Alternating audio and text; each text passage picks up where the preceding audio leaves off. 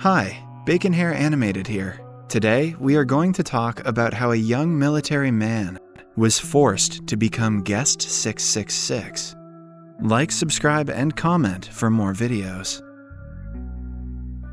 This story took place in an ordinary town, Roblox. On that unusual day, my classmates quietly sat in class at school and were doing their things. Max was attentively listening to the teacher. John was playing on his phone. Archie and John were playing cards in the back row. And Steve was looking out the window, waiting for the bell in order to finally go home and play on the computer. And when the teacher said the long-awaited phrase, "The lesson is over," Steve and his friends rushed home. The guys paused to say goodbye at the place where their ways diverged. They didn't know yet that the next day would change their lives forever. What are you going to do today, Steve? Maybe I'll play in League of Legends. My father is returning from a business trip. We are going to have a family dinner. You must have forgotten doing your homework. Max suddenly got in. Only such losers like you, Max. Don't forget about doing homework, Steve snapped. Everybody laughed and said goodbye. The rest of the day, Steve spent as he'd planned. In the evening, he and his family gathered at the table, and they were already about to start their dinner when a sudden call interrupted them. Steve wondered who it could be, but went to pick up the phone.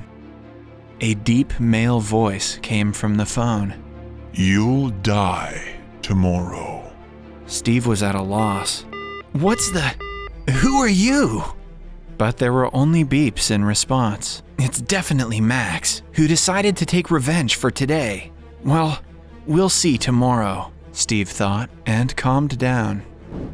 Hello, guys. Hi. Max, what was it yesterday? Have you forgotten how it feels to be dived into the toilet?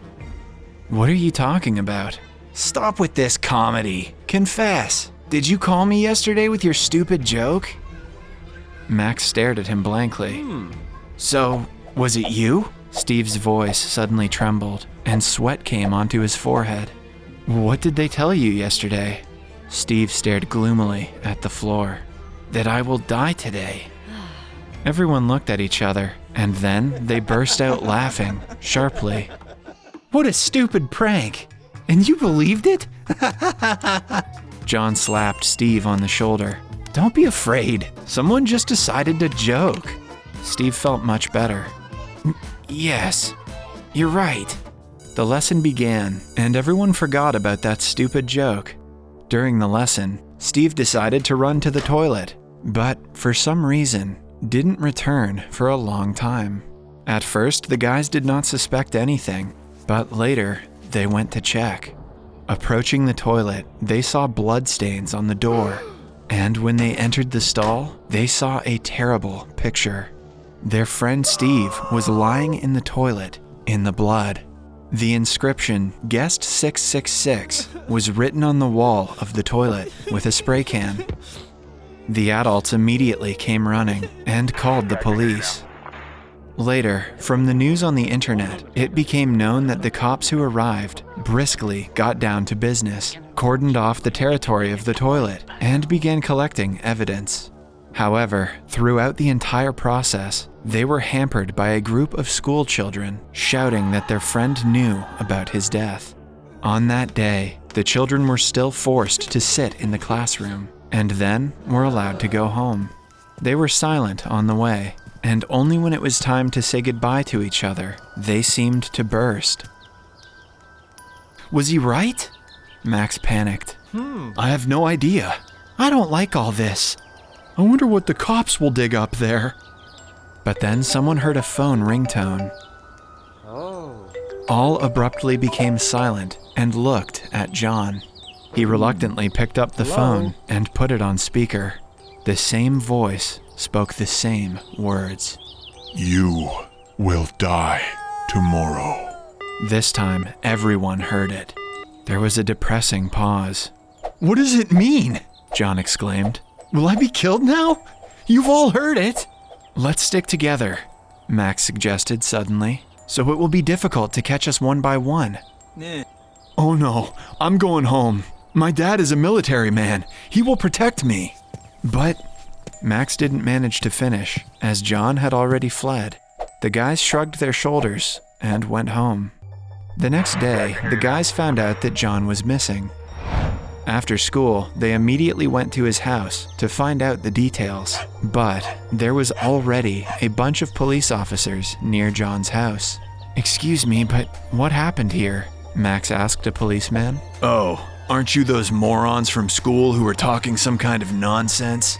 asked the policeman, starting to laugh and point them out to his friends. "But it's true," Din shouted. "They also called him yesterday and said that he would die today. They were predicted to die by telephone." "Watch less horror films, boys. What are you doing here, officer?" Suddenly, next to him, appeared one serious policeman. "Yes, the kids are talking about murder again." "What murders?" the man asked suddenly, with obvious interest. "They say both guys were called before death and told that they would die. Well, I tell them they should go home and read books." Interesting," said the policeman. "Okay, guys, you really have to go." Arriving at his office, the policeman was very interested in this case and wanted to restore justice at all costs. "There must be some kind of connection between the victims," he thought, relying on his knowledge from university and, of course, detective series. He quickly made inquiries and... "Oh, this is it!" he suddenly yelled, not thinking that it was already 2 a.m. and was about to rush to the phone, but came to his senses. The next day, he phoned the parents of the guys and gathered them in his office. "Well, I understand how difficult it is for you now, but still, there is a risk that these cases are connected and may continue." "What can connect you?" "Maybe a place of work or something." Everybody kept silent, as if they knew, but didn't want to speak. "What's wrong with you?" "Sorry, but this is all complete nonsense. I don't understand why we were gathered here," one mom started, but she was interrupted by another sudden call. Everyone looked anxiously as Din's father picked up the phone. From the phone came the crying voice of his son. "Dad, the stranger called again and said that I would die tomorrow." "Calm down, son. Everything will be fine. I will soon be." Din's father hung up, and everyone was already looking guiltily at the floor. "But we mustn't tell, otherwise we will all be killed." Mr. Jones sitting in his office and reflecting on this meeting. He understood that he was at a dead end and that this was a serious matter. Suddenly, as if hearing his desperate thoughts, someone called. It turned out to be an anonymous person who gave him the information he needed. It turned out that all the parents worked at the secret base, Black Penguin. Mr. Jones was damn happy about the new information. He also received the details of the victims' calls. Surprisingly, before death, all the victims were called by a certain number, which is especially short. It consisted of only 3 digits, 666. Quickly checking the number in the base, the policeman found the phone and its location. To his surprise, the technique pointed to the forest. In the morning, the policeman reported the incident to work, to the sheriff. However, he rejected his version. No. But why? The parents of another missing child this morning are simple farmers. What secret base? Mr. Jones fell silent and didn't even know what to say. After leaving the sheriff's office, he immediately went to talk to the family of the disappeared. Influenced by grief, the parents nevertheless revealed the secret. It turned out that the parents' farmers were doctors, and they all worked at the base, where experiments were carried out on humans in an attempt to create a Superman. When everything was ready to create the Superman, and even a person was chosen for this role, something went wrong, and he died. Then the case was hushed up. Steve's father put his hand to this. The rest pledged to remain silent under threat of death. Having learned all this, Jones immediately gathers a detachment and goes to the secret base, where the GPS pointed him. He drives at full speed, but on the way, they broadcast on the radio that the next schoolchild was predicted an imminent death by telephone. At the base, everyone was already dead, and on the wall was also the inscription, Guest 666. No! Shouted Mr. Jones. And then the sheriff called him.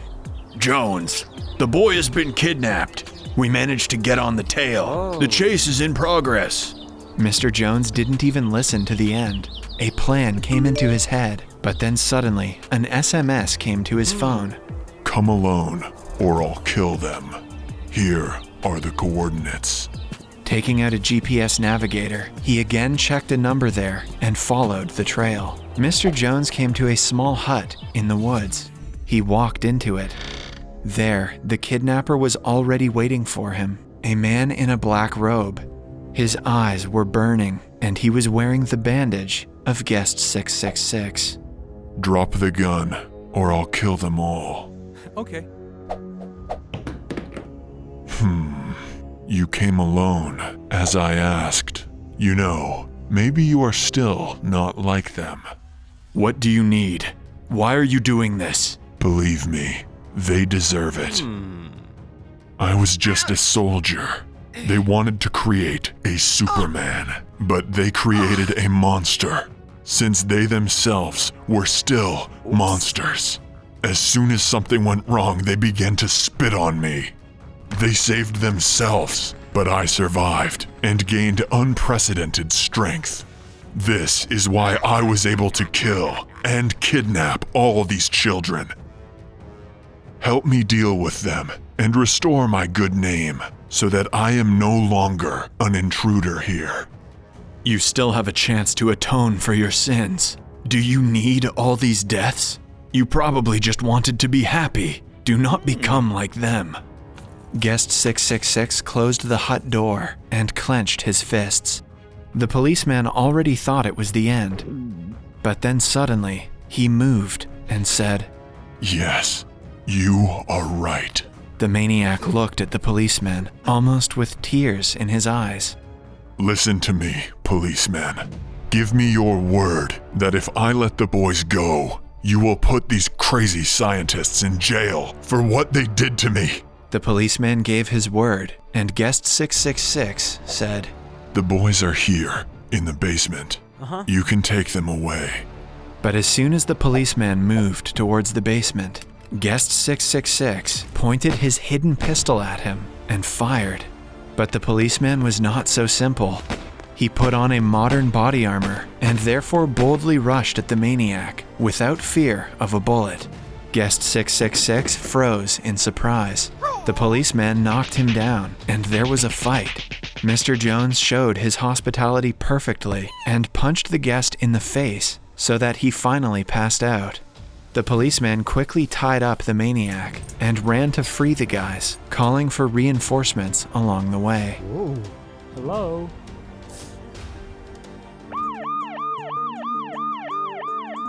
But when he returned to his place, the guest was no longer in the house. He disappeared.